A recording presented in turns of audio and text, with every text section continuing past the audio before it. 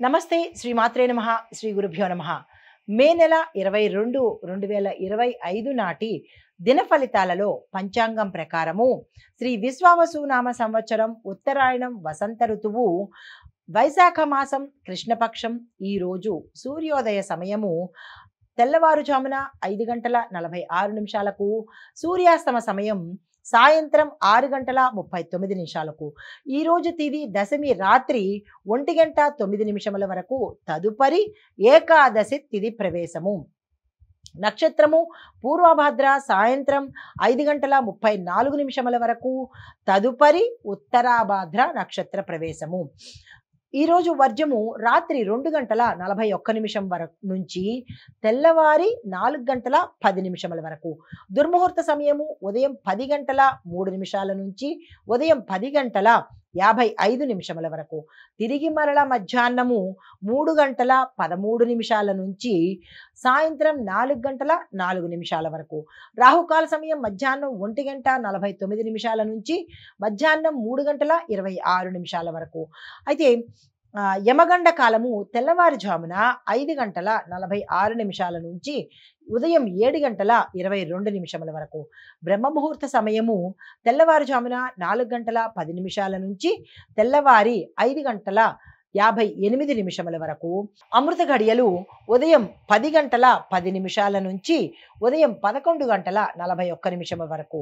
అభిజిత్ ముహూర్తము ఉదయం 11 గంటల 47 నిమిషాల నుంచి మధ్యాహ్నం 12 గంటల 39 నిమిషముల వరకు.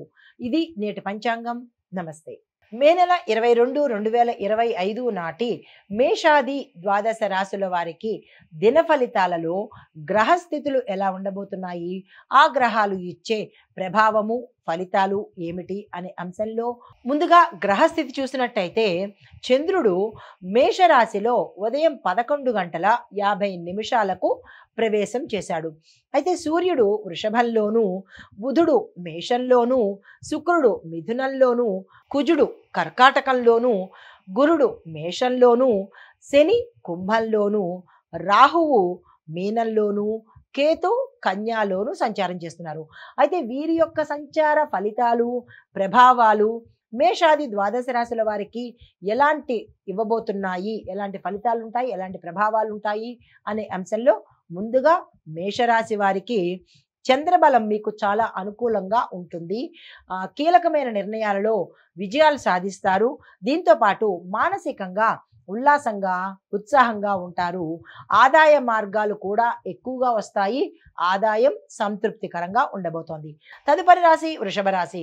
కొత్త ఆలోచనలు, కొత్త పనులకు శ్రీకారం చుడతారు. ఆరోగ్యం మెరుగ్గా ఉంటుంది. కుటుంబంలో మీకు సహాయ సహకారాలు సమయానికి అందుబాటులోకి వస్తాయి. చిన్న చిన్న ప్రయాణాలు యోగ్యత కలుగుతోంది. తదుపరి రాశి మిథున రాశి. వివాదాల పరిష్కారానికి ఇది అనుకూలమైన సమయము. ఎవరికైనా గొడవలు కానీ అవి ఉంటే కనుక కుటుంబంలో కానీ బయట కానీ కూర్చుని మాట్లాడుకొని పరిష్కారం చేసుకోవడానికి ఇది శుభ సమయము. ధనపరంగా లావాదేవీల్లో జాగ్రత్తలు తీసుకోండి. శాంతంగా వ్యవహరించే ప్రయత్నం చేసుకోండి.